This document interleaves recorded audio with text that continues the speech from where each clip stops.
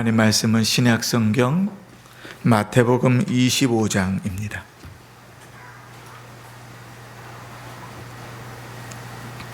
마태복음 25장 신약 성경 43쪽 전후에 있습니다.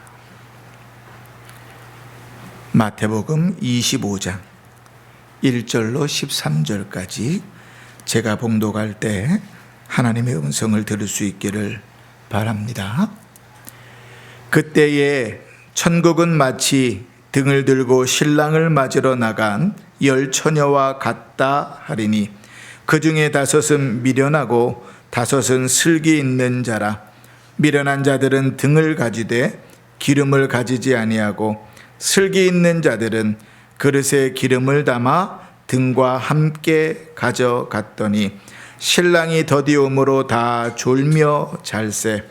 밤중에 소리가 나되 보라 신랑이로다 맞으러 나오라 하매 이에 그 처녀들이 다 일어나 등을 준비할세. 미련한 자들이 슬기 있는 자들에게 이르되 우리 등불이 꺼져가니 너희 기름을 좀 나눠달라 하거늘 슬기 있는 자들이 대답하여 이르되 우리와 너희가 쓰기에 다 부족할까 하노니 차라리 파는 자들에게 가서 너희 쓸 것을 사라 하니 그들이 살아간 사이에 신랑이 오므로 준비하였던 자들은 함께 혼인잔치에 들어가고 문은 닫힌지라. 그 후에 남은 처녀들이 와서 이르되 주여 주여 우리에게 열어주소서. 대답하여 이르되 진실로 너희에게 이르노니 내가 너희를 알지 못하노라 하였느니라. 그런즉 깨어 있으라. 너희는 그 날과 그 때를 알지 못하느니라. 아멘. 이 시간 원로 목사님 나오셔서 재림대망하는 성도라야 주님을 기쁨으로 맞이한다 하는 제목으로 말씀 전하실 때 큰 은혜가 있기를 바랍니다.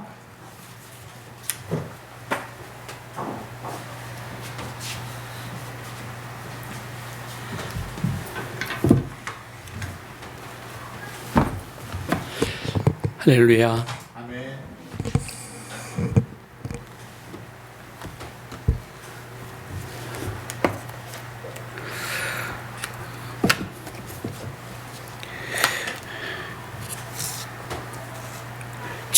재림대망이라고 하는 말은 간절히 바라고 기대한다는 뜻이에요. 다시 말하면 기다린다 그런 뜻이에요. 그래서 기대라고 그러죠. 기대하고 바란다. 그것이 소망이다 그 말이죠.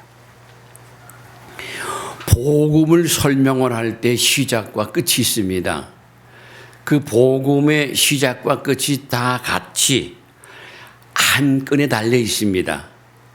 시작이 없어도 안 되고 끝이 없어도 안 됩니다. 시작의 끝에서도 시작이 설명이 되고 시작에서도 끝이 설명이 됩니다. 하나입니다. 마치 우리의 몸이 사지백체가 있지요. 머리, 얼굴만 보고 이름이 붙는 건 아니지요. 똑같습니다. 그런데 교회라고 하는 거에 요즘에는 엄청 달라졌어요. 특별히 한국 교회는 너무 심한 말이긴 하지만 엉망진창 같아요. 교계가 아주 험난합니다. 그게 교단들이 얼마나 많은지요. 또 신학교가 얼마나 많은지요. 말로 다 할 수 없어요. 그런 거는 은혜가 되지 않는 말이지만 이 예수님 재림에 대한 것을 공부를 할 때 그전 징조를 말씀드렸죠. 징조 속에 그게 다 나타나요. 거짓 선지자라는 거. 그리스도인들도 교회를 출입을 해도 진짜가 있고 가짜가 있다 그 말이죠. 그건 무슨 소린가? 로마서 8장 9절 10절을 보면 누구든지예요. 누구든지 목사님이나 장로님이나 권사님이나 집사님이나 교사들이나 또 찬양대원들 누구든지 오래 믿었든지 가지 믿었든지 많이 공부했든지 못 배웠든지 아니면 여자나 남자나 나이가 많든지 어리든지 상관없이 모두가 다 똑같이 취급하고 하는 말입니다. 그런데 교회라고 하는 것을 우리가 생각을 할 때 교회는 건물이 있고 간판을 갖다 붙여요. 그 무슨 교회라. 우리는 일반적으로 교회 그러면 큰 교회, 작은 교회, 지하교회, 2층 교회, 삼각교회, 시골교회, 도시교회, 어촌교회, 농촌교회 이렇게들 분류를 하는데 교회 그럴 때는 건물을 생각을 먼저 해요. 그래서 큰 교회, 아름다운 교회, 아름다운 교회, 큰 교회. 신자를 말할 때도요. 교회를 출입하는 사람이면 신자라 그럽니다. 무슨 교회의 신자라. 오래 믿어도 신자라 그러고요. 가재 믿어도 신자입니다. 그걸 좀 어려운 말로 말을 하면 그 신자를 가리켜서 성도라. 그 입에 아주 오르면은요, 입술이 좀 간지럽게 들리기도 합니다. 성도는 무슨 성도? 왜? 교회가 분쟁이 나서 그냥 덤벼서 싸움을 하는 것을 볼 때는 그거는 성도가 아니라 꼭 악도 같아요. 신자가 아니라 불자들이에요. 안 믿어요. 믿고서야 그럴 수 없잖아요. 일반적으로 우리가 통상 정확한 말을 할 때는 예수님을 닮아가는 사람들을 가리켜서 성도라 그럽니다. 예수님을 닮으려고 마음이 닮고 말이 닮고 행실이 닮고 대인관계가 닮고 닮아야 된다 그 말이죠. 일반적으로는 사람들은 예수님을 닮으려고 하는 거기가 별로 보이질 않아요. 또 다른 말로 말하면 말씀대로 산다 그럽니다. 말씀대로 산다고 하는 걸 볼 때는 그건 다른 말로 설명을 하면 복음적으로 살려고 그런다 그 말이죠. 기독교 진리를 따라 살으려고 한다 그런 말이에요. 그런데 기독교 진리에 대한 정의가 없어요. 교회에 대한 정의가 없어요. 복음에 대한 정의가 없어요. 오늘 우리 교회의 이 주보의 맨 앞을 보면 그렇게 나와 있죠. 교회의 좌표. 여기 따져보면 우리 교회의 좌표입니다. 왜? 다른 교회에서는 이런 게 거의 없어요. 1년, 20년, 30년 목회를 했어도요. 이거의 정립이 안 돼 있어요. 기준이 안 서 있다 그 말입니다. 정설이 없어요. 정답이 없다 그 말이죠. 나름대로예요. 그렇기 때문에 한때 용문산 바람이 불 때에는 엄청 또 난리가 났죠. 전도관 바람이 불 때에, 통일교 바람이 불 때에, 삼각산 바람이 불 때에 사람들이 이리 쏠리고 저리 쏠리고, 또 한때는 청소년들이, 한때는 부녀들이, 한때는 오래 믿은 사람들이, 한때는 교역자들이, 한국 교회의 역사를 이렇게 보면 참 끔찍스러워요. 그래서 믿지 않는 사람들을 이렇게 몇 사람이 모여서 시끄럽게 떠들고 혹은 언쟁을 하면 왜들 그래? 왜 싸워? 싸울 테면 저 교회 가서 싸워. 저기 오다 보니까 교회 있더라. 교회 가서 싸워라. 얼마나 교회들이 분쟁이 많았으면. 요즘에는 많이 줄어들었습니다. 근데 큰 일이 하나 일어났습니다. 근래에 몇 년 동안에 그 문재인 정권에 반대하는 사람들의 세력이 기독교 가운데 일어났습니다. 그래서 광화문을 중심 삼고 청와대 앞을 중심 삼고 난리 버거지를 꾸몄습니다. 지금도 여전합니다. 정권이 바뀌면 또 이 대통령을 좀 뭐 어쩌고 저쩌고 우리가 좀 격려할 줄 알았는데 또 아니에요. 그것도 또 찌르찌릅니다. 또 물고 떴습니다. 근데 기가 막힌 얘기를 들었습니다. 또 광고를 봤습니다. 인터넷에서 자세히 봤습니다. 그 사람들이 신학교를 하나 만들었는데 6개월이면 목사 공부시켜서 목사 안수를 한다는 거야. 참. 우리가 장로교회 혹은 감리교, 성결교 이렇게 제대로 생긴 교단에서 목사가 되려면 대학과정 4년에다가 대학원과정 3년, 7년을 공부를 해야 됩니다. 어떤 교단은 6년. 그리고 감도사고시를 보고 그 다음에 또 목사고시를 또 봅니다. 그리고 패스를 하면 노회에서 목사 안수를 합니다. 그럼 보통 7년 이상 걸려요. 8년 이상 걸려요. 7년, 8년 그렇게 겁니다. 그 6개월에 한다는 거예요. 그건 아주 언어도단이에요. 말이 안 되는 거라 그 말이에요. 이게 큰일 났잖아요. 그러면 전문적인 학문을 하는 학도들의 눈에 비춰지는 그 앞으로 생겨질 목사들에 대한 그 기대감이라는 것은 뭐가 있겠느냐 그 말이지. 없어요. 저것들이다. 뭐 하는 것들이야.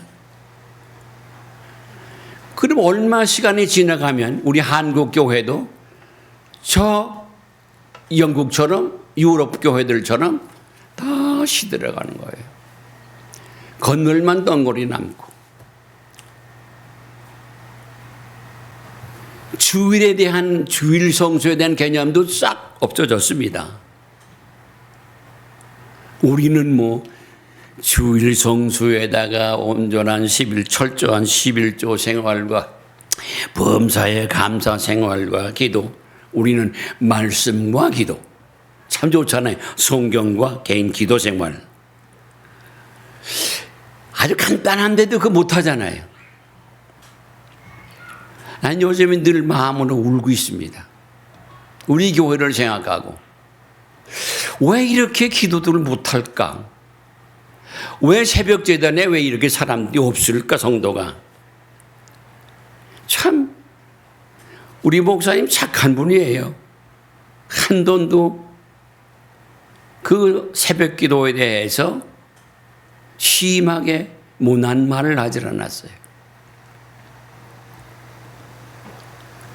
기도 늘 기도하고 있는데요.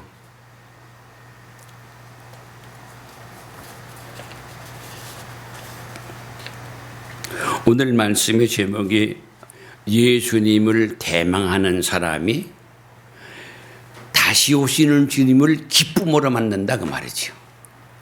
그래서 여기 비유예요. 이때는 이 두 가지 설명을 하는데 우리 성경 설명에는요.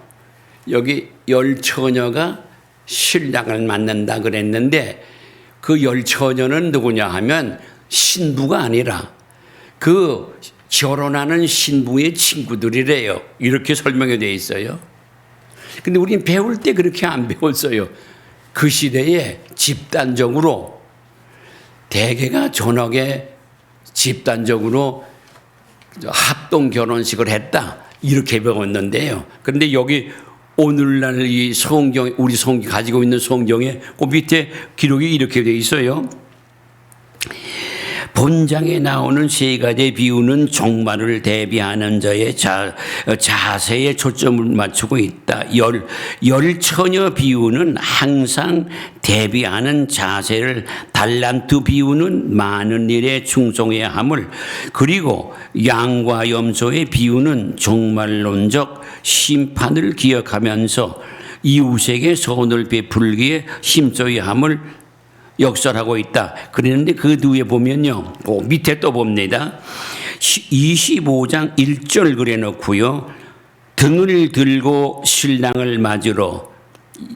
당시 유대인들의 결혼식은 밤에 베풀어졌다. 열처녀, 신랑을 맞으러 나간 열처녀는 신부가 아니라 신부의 들러리들이다. 대개 신부의 절친한 친구들로서 신부를 준비시키고 함께 신랑을 맞으러 나가는 것이 유대인의 전형적인 결혼 풍습이었다. 이 말이 맞아요. 근데 여기 열처녀가 맞으러 나갔는데, 주님을 맞는데, 신랑을 맞이하려고 하는 그 들러리를 섰는데, 5사람은 그 등을 들고 등불을 또 기름을 준비하고 있어요. 근데 신랑이 오길 기다리는 동안에 5처녀의 등불은 꺼져갑니다. 이 5처녀의 또 5처녀는 슬기라 그랬으면 슬기 있는 처녀들. 이들은 아주 그 예배를 잘했어요. 기름 준비를 했어요. 그래서 기름을 거기다 부어요. 그래서 등을 밝혔어요. 때마침 그때 신랑이 옵니다. 주님이 그 비유를 그렇게 했던 거예요. 그래서 등불이 환하게 비치니까 신랑이 온다는 말을 듣고 쫓아나가서 그 신랑을 맞이하는 일을 했습니다. 그리고는 혼인 잔치적으로 갔다, 그런 얘기예요. 그런데 5처녀가 미련하다고 그랬습니다. 미련한 5처녀는 기름을 준비를 안 했어요. 준비한 그 5처녀에게 요청을 했습니다. 우리 기름이 다 떨어져 불이 꺼져. 기름 좀 나눠주면 안 되겠느냐? 좀 달라. 그러니까 아니, 우리도 준비한 기름을 넣고 나면 나머지가 없어. 이걸 나누면 나도 부족하고 너도 부족하다. 그럼 차라리 저 파는 사람한테 가서 기름을 사가지고 오렴. 기름을 사러 간 사이에 신랑이 왔다. 예수님의 이건 비유입니다. 그래도 신랑이 온다 그러니까 등불 들고 나가는데 5은 맞이할 수가 있었어요. 등을 환히 켰으니까. 그 5은 기름 준비하러 갔어요. 그래서 신랑을 맞이해서 들어갔는데, 아니 기름을 준비해 가져와서 보니까 없대. 원래 신랑이 와서 저 잔치에 연회장에 들어갔다는 거예요. 그래서 부랴부랴 등불을 가서 봤더니 문을 닫았어요. 문을 두드리면서 말을 하니까, 우리가 왔다고 그러니까 우리는 신랑을 맞이할 열처녀가 오는데 5인데 지금 왔노라 하니까, 누구냐? 우리는 당신네들이 누군지 모른다. 거절당했다. 그런 비유를 예수님이 말씀을 하셨어요. 그래서 로마서에 있는 말씀에서 보면 그리스도의 영이 없는 자는 그리스도의 사람이 아니다. 그리스도의 영의 말을 할 때에 일반적으로는 신학교에서는 그렇게 가르칩니다. 학자들은요, 우리가 예수의 복음을 듣고 예수를 믿으면 그때 벌써 성령은 그 안에 와 계신 거다. 뭐 성령 따로 받는 게 아니다. 그게 맞기도 하고 또 틀리기도 합니다. 그렇게 성령이 희미하게 무슨 그렇게 뭐 들어왔는지 나갔는지도 모르게 도둑처럼 그렇게 왔다 갔다 하는 게 아니라 그 말이에요. 확실합니다. 오고 가는 거이가. 마가 요한의 다락방에 성령의 불바람이 일어날 때 확실했잖아요. 바람과 소바람 소리와 불꽃과 그 다음에 진동함과 그리고 역사가 일어나서 사람들이 방언을 하는데 그 방언이 무엇에 썼냐고 하면 복음 전파에 썼습니다.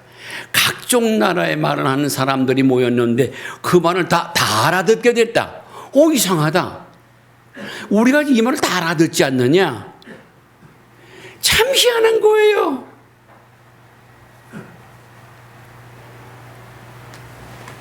그런데 6개월 동안 뭘 어떻게 해서 목사를 안수를 하는데 거기에 이사들하고 고문들하고 또 강사들을 보니까 끔찍스러워요. 다 내로라 하는 사람들이에요. 갖다 붙여놨어요. 앞으로는 참 걱정입니다. 지하 교회도 걱정이고 2층 교회도 걱정이고 상가 교회도 걱정인데 그런 사람들이 와 섞여 있을 테니까 무식하다고 할까, 무례하다고 할까, 몰상식하다고 할까, 참 그런 시대를 우리가 맞았습니다. 이게 바로 말세의 징조의 극한 곳을 한 아주 거짓 선지자들의 또 교회 타락 이런 것들을 가리키는 거지요. 그래서 다시 한번 말씀을 드립니다. 하나님의 말씀 읽는 거 목사님이 늘 이것 읽으세요. 이것 읽으세요. 이 주일엔 이걸 읽으세요. 꼭 읽으시고요. 기도하라. 기도하세요. 말씀과 기도 거룩해진다는 게 뭔가? 그게 하늘나라에서 하나님을 만나볼 수 있는 예복을 입는 거예요. 세마포시예요. 그게 뭔가? 성경을 참고해 보면 성도들의 옳은 행실이라 그랬습니다. 성도들의 옳은 행실이라고 하는 말은 예수님을 닮아가려고 애쓰는 신자들을 가리키는 거예요. 네. 아주 딱 잊어먹고 살아가요. 어제도 그렇게 살고 오늘도 그렇게 살아가는 것 같아요. 근데 하나 다른 거 있잖아요. 우리 부지런히 기도할 때 올 때가 있습니다. 은혜 받았을 때 있습니다. 달라요. 우리 자세가 다릅니다. 우리 말이 달라집니다. 얼굴이 달라집니다. 옷을 입는 게 달라집니다. 사람을 대하는 게 달라집니다. 가족을 대하는 게 다 달라집니다. 예수님을 닮아가는 거니까. 완전히 언제 닮는가? 완전히 닮아가는 모습은 성령 충만이라고 하는 말이 내게 적용됐을 때 완전히 닮아가는 겁니다. 그냥 닮아간다고 하는 말은 일반적인 걸 가리키지만 성령 충만이라고 하는 말은 바로 예수님을 완전히 닮아가는 것을 가리킨다 그 말입니다. 아주 작심하고 그렇게 작심하고 됐다는 것은 지어먹은 마음이 아니라 인품이 그렇게 인격과 인품이 그렇게 생겨먹었다는 말입니다. 제 친구 목사님 가운데 이제 요즘에는 제가 잘 못 만납니다. 나하고 나이가 똑같은데 조금 몇 달 먼저 났어요. 근데 갑자기 목사님 사모님이 그만 갑자기 세상을 떠났어요. 그리고는 아주 어떻게 사람이 좀 실적인 사람 같아요. 그리고 치매가 아주 뜨거운 치매가 왔어요. 본래도 말도 안 하는 사람이 말 안 해요. 멍하니 앉아가지고 초점을 잃었어요. 그리고는 찾아갔더니 눈물과 콧물 주르륵 흘리면서 말 좀 해봐. 무슨 말도 안 해요. 물었습니다. 말이 어눌해서 제대로 말 표현이 안 돼서 그래서 말 안 하는 거야? 그러니까 끄떡끄떡해요. 네. 그렇게 아주 참 그저 경상도 분인데 좀 완고한 분이에요. 말이 아니면 말을 하지 않는 그런 분인데 그분은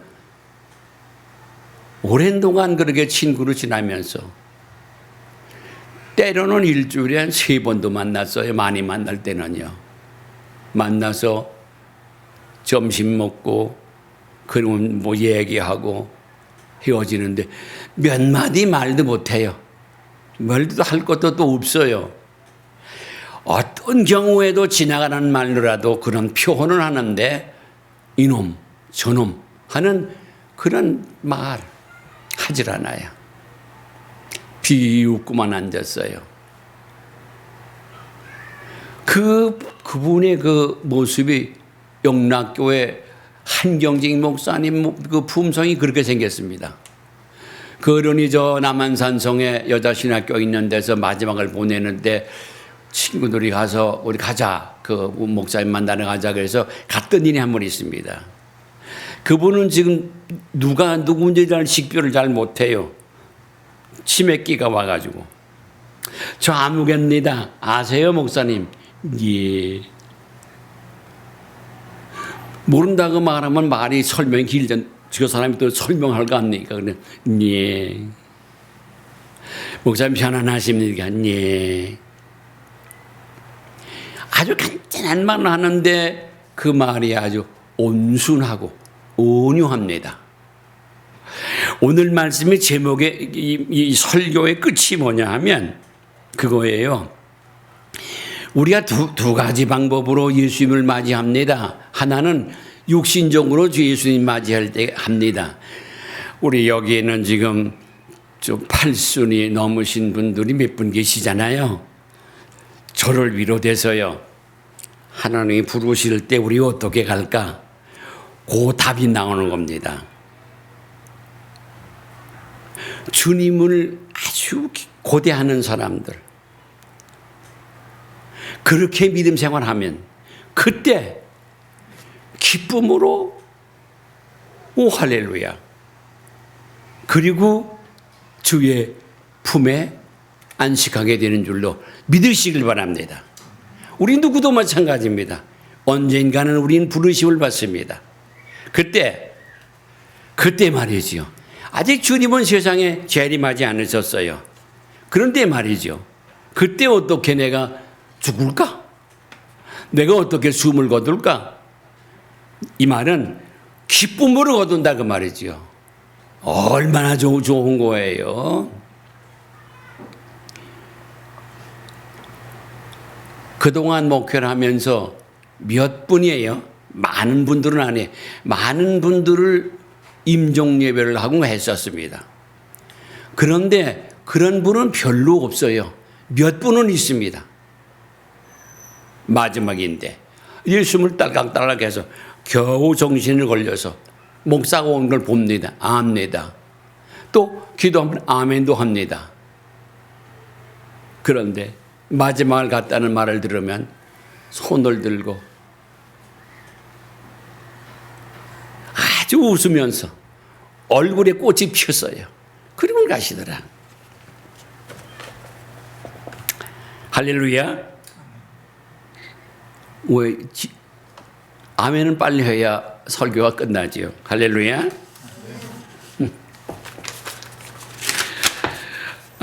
오늘 여기 이거 보세요. 성경적 교회구좌표 페이지 115쪽. 이제 읽을 겁니다. 함께. 오늘 예수님 재림론을 마칠 겁니다. 한참 읽어야 되는데 다 교재 가지셨죠? 115쪽 맨 밑에 내려가면 무천년설의 주장 거기를 읽으셔가지고 다 설명되어 있던 겁니다. 결론하려고 합니다. 이 견해의 핵심은 천년기를 무시하거나 인정하지 않는다는 것이다. 이들은 요한계시록 20장의 천년왕국을 신약시대 땅 위에 복음이 전파되는 시대, 그리스도의 초림으로부터 재림 때까지의 시대 그 자체라고 생각한다. 지금이 천년기라 그런 말이에요. 주님 오실 때까지. 그들은 하나님 나라가 다른 중간 상태를 거치지 않고 마지막 날 곧바로 완전하고 영원한 상태에 하나님의 왕국으로 완성된다고 믿는다. 이들은 예수 그리스도의 왕국이 성경의 일시적이 아닌 영원한 것으로 묘사된 것과 미래의 왕국에 들어가기는 각 사람의 영원한 상태에 들어가게 된다는 것을 중요하게 생각하는 것이다. 여러분들이 이 말을 하면 이해가 되는 거예요. 지금까지 알고 있던 것, 깨닫고 있던 것들이 이겁니다. 그다음 넘어갑니다. 한 장 넘겨가서 페이지를 달리합니다. 118쪽 맨 위에 부활에 대한 성경적 증거, 부활입니다. 읽으세요 같이요.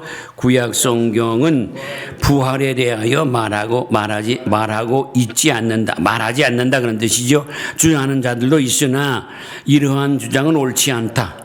주님은 자신의 가르침에서 출애굽기 3장 6절을 구약에 대한 구약의 증거로 말씀하셨다. 이외에도 구약은 수월에서 구출을 말하고, 이 수월이라고 하는 말은 죽은 후에 그 무덤을 가리키는 겁니다. 무덤 속의 사람들을 가리키는 겁니다. 혹은 이 수월을 그 게헨나라고도 하고요. 봅니다. 이외에도 구약은 수월에서 구출을 말하고 있다. 쭉 내려가서 여기 성경 좀 꼭 찾아보세요. 여기 지금 표시된 것들을요. 분명히 증거하고 있다. 주님은 사두개인의 부정에 대하여 죽은 자의 부활을 변정하셨으며 또한 그것을 아주 명백하게 여러 번 말씀하셨다. 쭉 괄호 지나서 또한 그것을 아주 명백하게 여러 번 말씀하셨다.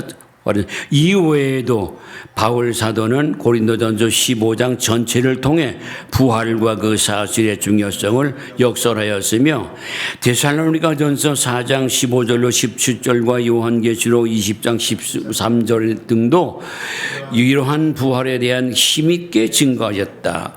이건 한 세 번째 말씀을 드린 겁니다. 세 번, 네 번 말씀드렸어요. 그 다음에 좀 넘깁니다.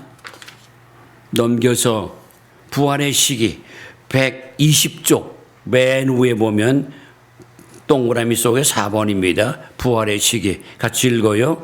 성경에 의하면 부활은 그리스도의 재림 및 세상의 종말과 때를 같이 한다.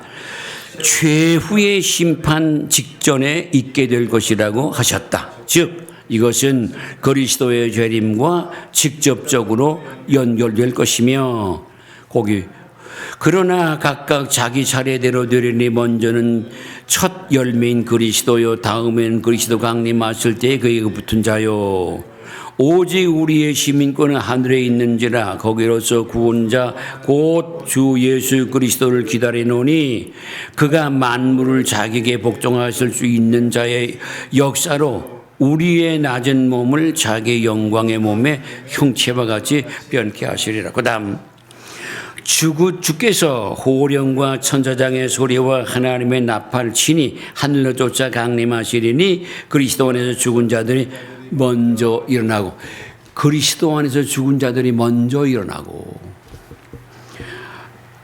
그 다음 나를 보내신 이의 뜻을 행하리 이의 뜻을 행하려 함이니라. 나를 보내신 이의 뜻은 내게 주신 자 중에 내가 하나도 잃어버리지 아니하고 마지막 날에 다시 살리는 것이것이다. 여러분 예수 믿는 사람을 예수님이 책임지고 살린다 그런 말이에요. 내 아버지의 뜻은 아들을 보고 믿는 자마다 영생을 얻는 이것이니 마지막 날에 이를 다시 살리리라 하시니라. 내 아버지의 뜻은 아들을 보고 믿는 자마다 영생을 얻는 이것이니 마지막 날에 내가 이를 다시 살리리라. 나를 보내신 아버지께서 이끌지 아니하면 아무라도 내게 올 수 없으니 오늘 그를 내가 마지막 날에 다시 살리리라. 내 살을 먹고 내 피를 마시는 자는 영생을 가졌고 마지막 날에 내가 그를 살리리라 하시니라. 여러분 세례 받은 다음에 성찬식 하지요. 그때 예수님의 피라 상징하는 포도주와 또 피라 상징하는 떡을 먹지요. 그걸 먹은 자는 그 속에 그 영생이 있다 그런 말이에요. 이 말씀이 신비가 있습니다. 믿으시기 바랍니다. 그리고 나는 바로 하나님의 아들이요 딸입니다. 그때 우리가 무덤 속에 있었을 때 먼저 살아나서 공중에 올라가 주님을 맞이하고 살아있는 자들은 그 다음에 호련히 변화해서 공중에 올라가서 주님을 맞이한다. 이렇게 되어 있습니다. 그러니까 예수님이 오신 다음에 천년 왕국의 세계가 있다. 예수님이 또 그 다음에 예수님이 오시기 전에 천년 왕국이 있어서 그렇게 아주 복음으로 통일된 진리의 시대가 있다. 이거 다 헛말이라 그 말입니다. 있다 없다가 아니에요. 우리는 주님이 오실 때 주를 믿고 세상 떠난 사람들은 무덤에서 먼저 부활을 해서 공중에 올라가 주님을 맞이하고 살아있는 우리는 호련히 변화해서 공중에 올라가서 주님을 만난다. 꼭 이중적 같은 날 동시에 일어나는 일인 줄로 믿으시길 바랍니다. 할렐루야. 지금 신천지 사람이 요새 또 난리가 났어요. 또 방송도 하고요. 아주 요란벅적합니다. 그뿐만이 아니에요. 세계에서 우리나라 기독교처럼 복잡하고 아주 어려운 데가 없다고 그래요. 여기저기 다니지 마세요. 유튜브나 TV 같은 데서 그 설교 자꾸 듣지 마세요. 우리 집 사람은 그냥 아주 설교 듣느라고 아주 잠자기 전에 설교 듣는 것 같아요. 뭐라고 한두 마디 해도 말 안 들으니까 그냥 내비려 둡니다. 어떻게 해요? 지가 하는 거 자유로워가 할 수는 없잖아요. 봅니다. 121쪽 맨 위에 내려가서 마르다가 가로되 마지막 날 부활에는 다시 살 줄을 내가 아나이다. 또한 최후의 심판과도 연결된다는 것이다. 여기 성경들을 찾아서 읽어보세요. 그 다음 누구든지 생명책에 기록되지 못한 자는 불못에 던지우리라. 와, 불못에 뜨거운 냄비에 조금 여기 팔 조금 뒤에도 그게 쓰리고 아픈데 불못에다 집어넣어 버리니 그 영원히 그러니 전도 할랍니까 안 할랍니까? 사랑하는 내 남편, 내 아내, 내 형제 그냥 내버려 둘 겁니까? 이유가 여기 있어요. 무섭습니다. 불 속에. 내려갑니다. 괄호 열고 10번 최후의 심판과 궁극적인 상태 읽습니다. 그 위에 최후의 심판 읽어요. 최후의 심판이란 세상 끝에 하나님께서 그리스도 안에서 모든 이성적 도덕적 피조물들을 그들의 시간 안에서 그들의 거룩한 율법과 광명 중에 전 이성적 도덕적 세계의 의식 앞에 행한 모든 일들과의 관련해서 심사하여 판단하시고 그들의 영원한 운명을 최종적으로 선언하시는 일이다. 그게 간단해요. 그때 끝자는 거예요. 그러니까 사실은요, 죽을 때 끝난 거예요, 벌써. 죽을 때 끝이 난 거예요. 다 봅니다. 최후의 심판 나오죠? 장 넘겨서요. 잠 넘겨서 122쪽 위에서 쭉 내려오다가 심판받았죠. 동그라미 속에 2번 같이 읽어요. 모든 인류는 그의 심판의 대상이다. 모든 인류, 좋은 사람이나 산 사람이나 모든 인류는 심판의 대상이다. 고담 읽습니다. 또 내가 보니 죽은 자들이 물은 대수하고 그 보좌 앞에 섰는데 책들이 펴져 있고 또 다른 책들이 펴져 있으니 곧 생명책이라. 죽은 자들이 자기 행위를 따라 책들에 기록된 대로 심판을 받으니. 심판의 시기. 그다음 최후의 심판은 각 사람의 전 생활 후에 임할 심판이기 때문에 그것은 자연히 세상의 종말에 있을 것이며 또한 죽은 자의 부활 후에 있을 것이다. 그다음 선한 일을 행한 자는 생명의 부활로, 악한 일을 행한 자는 심판의 부활로 나오리라.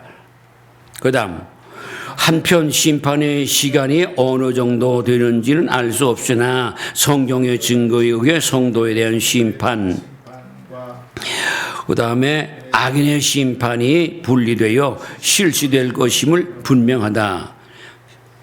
그다음 내려가서요. 그다음 123조 궁극적 상태의 최후의 상태입니다. 같이 읽어요. 악인의 최후의 상태. 악인이 거하게 될 장소는 지옥이다. 이게 거기만. 악인, 내가 말했죠. 죄인과 악인, 지옥 갈 사람이 누구냐? 모든 믿지 않는 사람들. 한 군데에 묶어서 말한 겁니다.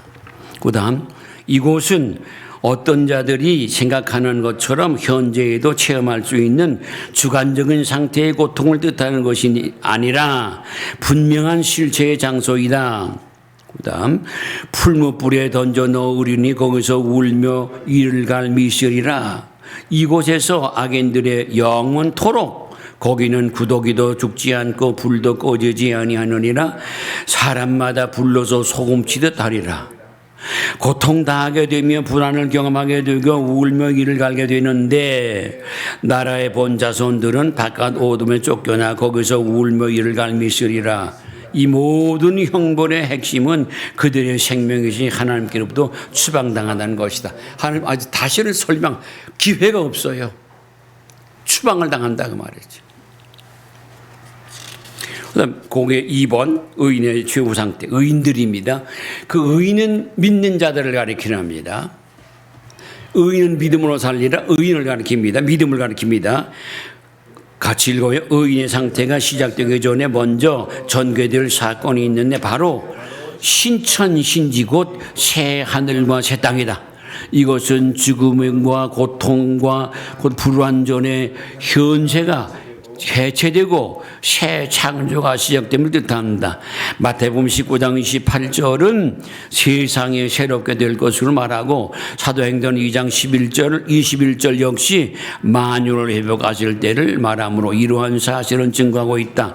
그것은 세상에서 누릴 상태가 아닌 분명히 하나님의 장소이며 거할 곳이 많은 아버지의 집이다.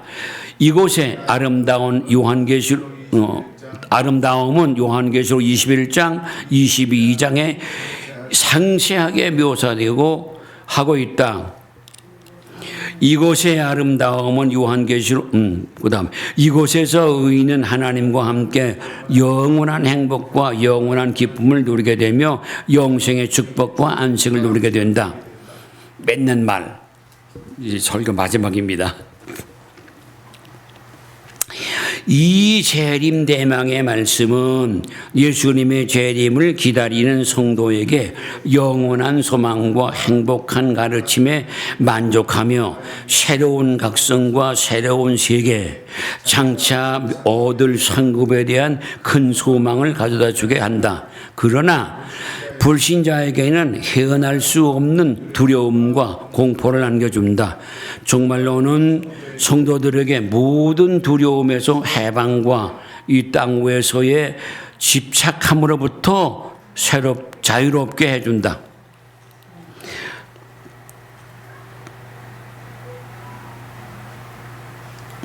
정말로는 성도에게 뭐죠? 정말로는 성도에게 모든 두려움에서 해방과 이 땅 위에서의 집착으로부터 자유롭게 해준다. 그다음에요.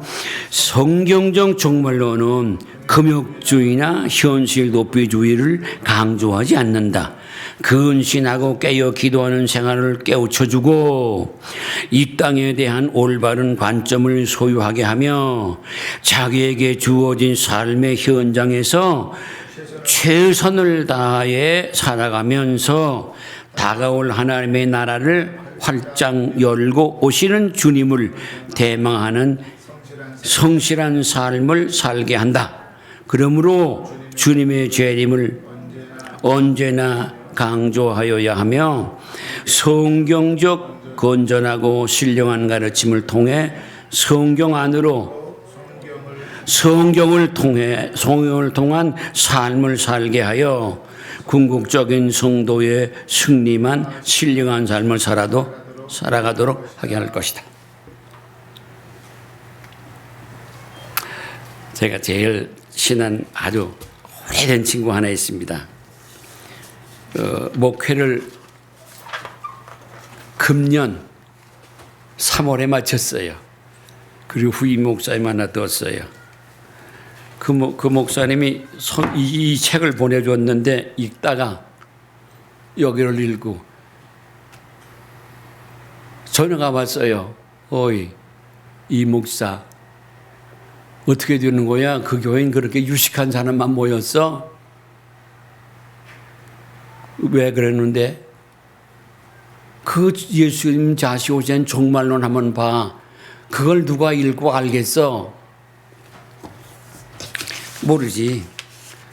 나도 그거 하다가 요새 아주 그냥 혼나네.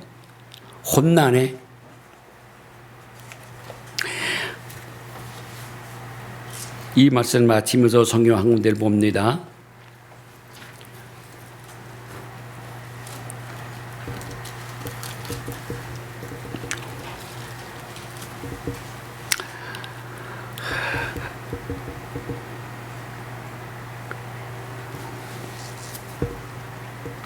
베드로후서 3장 10절로 13절입니다. 베드로후서 3장 쪽수로 386쪽 10절로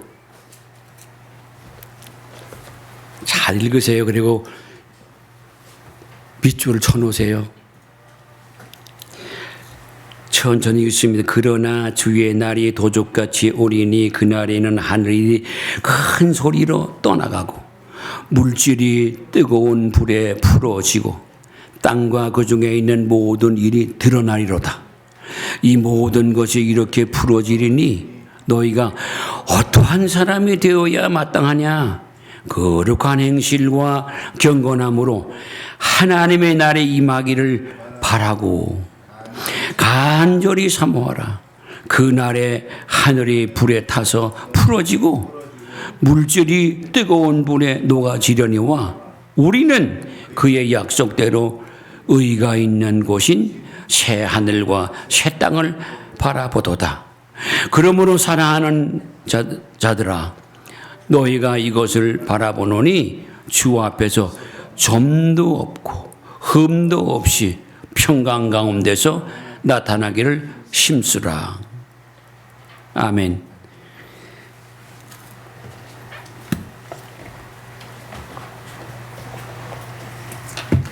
기도합니다.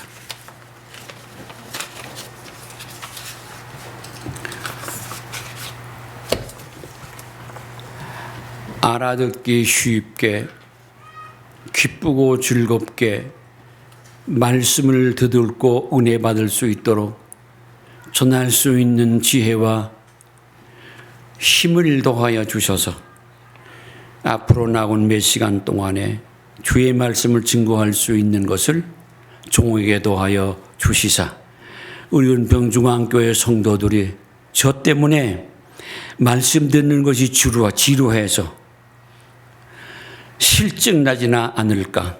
주여 은혜 위에 은혜 더하여 주시옵소서. 말씀을 들을 때부터 그 말씀을 마칠 때까지 소망 중에서 기쁨 중에서 은혜롭게 받아들일 수 있도록 성령의 역사하여 주시옵소서 소원합니다. 예수님의 이름으로 기도하옵나이다. 아멘.